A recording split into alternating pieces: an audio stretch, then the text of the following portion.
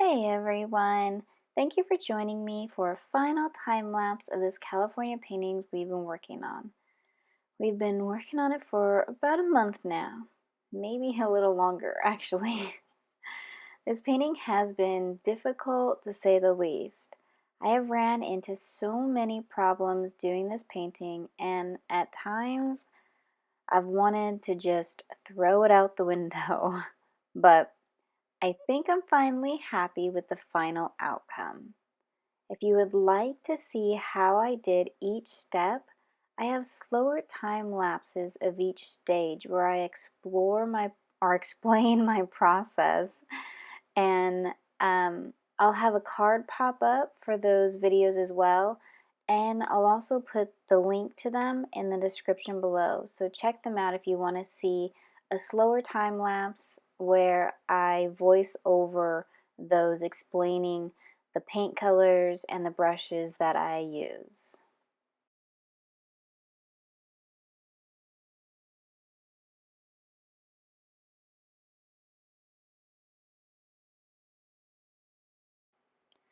This was my first time working on hardboard, and I ran into so many obstacles that I wasn't anticipating.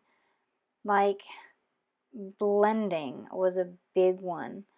As you can see, when I start to blend the ocean right here, everything that I put down was just wiping right off. So I kept having to go in and reapply the paint.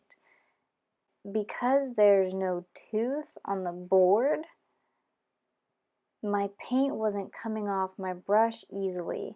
When I tried to blend anything, even the sky, the paint would just wipe right off, and it took so many layers to finally achieve the look I was after. I don't know if I was doing something wrong, but I'm definitely going to play around with the surface more and try and figure it out. But that was one biggest problem I was working with on this painting.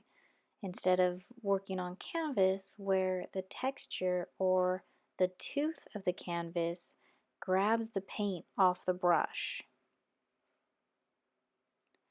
However, what I did really love about working on hardboard is the detail you can achieve.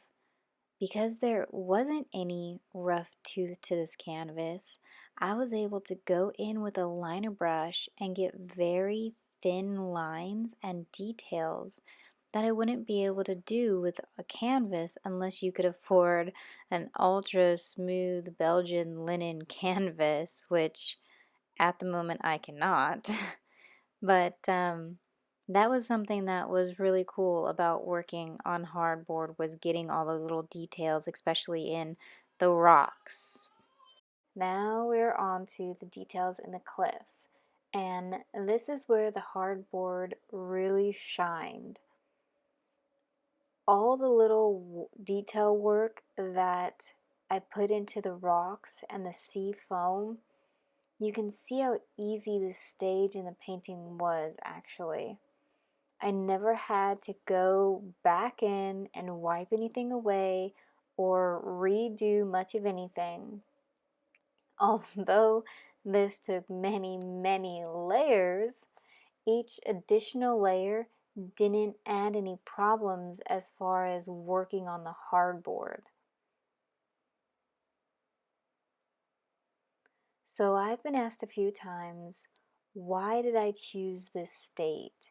And the really simple answer is, this is where I grew up. This is where I've spent most of my life, and it's a place that I feel very relaxed.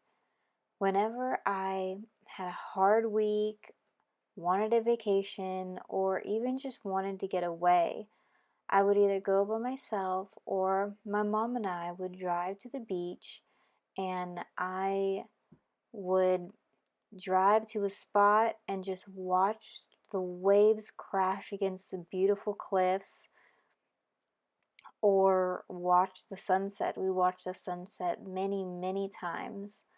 And it was always just very relaxing. I have been whale watching, rock climbing, tide pool hunting. There is even a time where there's this big rock and you can only get to it when it's low tide. And I remember this one time I got stuck out there and I had to walk through a herd. Well, I don't know if they're called herd, but a ton of jellyfish to get back to the shore. Yeah, not fun. I would never want to do that again. Of course, the one time I get stuck out there, a ton of jellyfish come and start pulling up when the tide comes back in. What a great coincidence. But the ocean is just a huge part of who I am, and I wanted to share all that with you. I wanted to make the viewer feel relaxed while looking at this sunset and get lost in that feeling like I always used to when I would visit the ocean. This particular spot is between a place called Monterey and Big Sur off Highway 1. And I went back and forth with what I wanted to add to this scene. There's a pretty well-known bridge right around this area that I had drawn up in my design before placing everything on canvas, but I decided to nix it because I wanted this to be a peaceful, relaxing place, something that doesn't look like anyone had been to this spot before.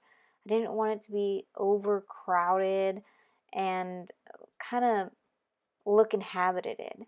So I decided to add in this little beach down here at the bottom because it seemed secluded to me.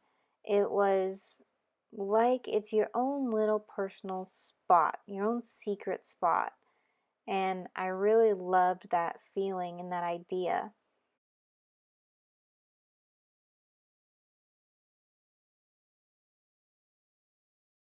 Getting the depth between these cliffs was a little bit of a challenge too. I have always struggled with atmospheric perspective, or to use the easy word, getting depth. I actually just posted on Tuesday a sketchbook episode on depth where I'm trying to focus on getting better at mixing the right amount of burnt umber, ultramarine blue, and titanium white to create that perfect depth to make it look realistic, yet still give you all the details and illusions that you would get in creating depth. I spent a lot of time on these rocks because I feel that rocks have so much depth between the vegetation and the shapes and the colors and the intricate details within them to look very realistic. So I spent a lot of time on that, probably more than I should have actually. There's so much going on when it comes to these rocks that it took layer upon layer to achieve the look that I wanted. And I also like having my paintings start lighter and then add in the darker values and slowly. I've always tend to over darken things, and it's easier to darken than to lighten in my opinion. So everything looks really light at the moment, and I go in and I add all the shadows and the darker values little by little.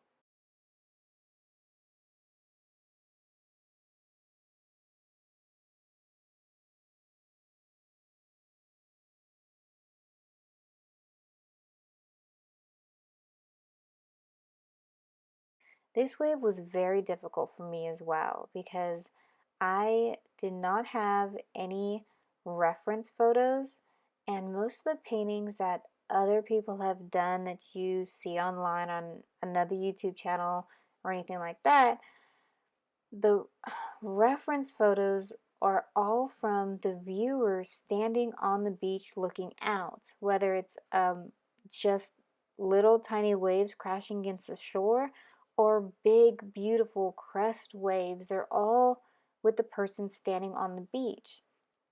Nothing I could find came from someone looking above and looking down um, in this kind of view that I have going on right here. So I went back and forth trying to get the angles right and trying to get the colors right, um, and the way it crashes on the shoreline, and the way the wave in the ocean is starting to crest over and starting to make a wave. How would that look from above looking down?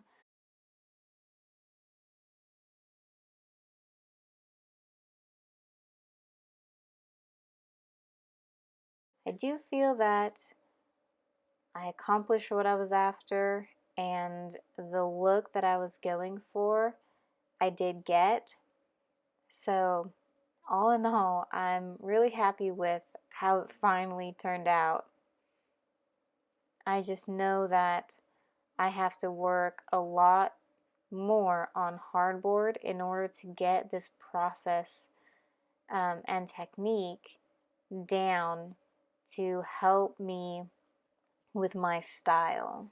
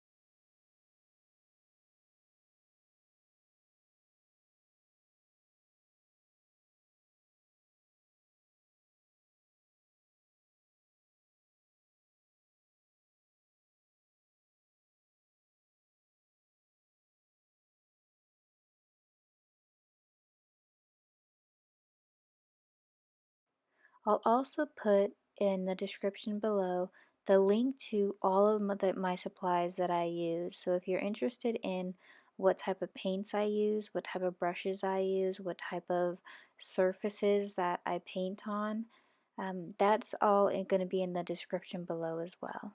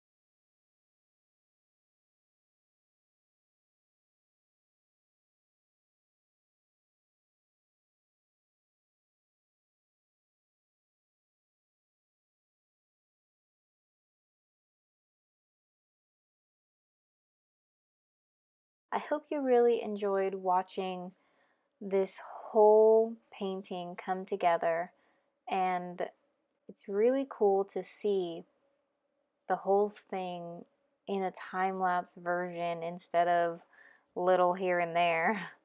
Um, if you did like it, please hit that like button. Comment below telling me what your favorite part was, or if you struggle with something yourself, let me know in the comments below as well. And if you haven't already, hit that subscribe button and make sure to hit the little bell That will turn on notifications so you don't miss whenever I upload a new video. I hope you all have a super, super wonderful weekend, and I will see you all in the next video. You guys have a great day. Bye.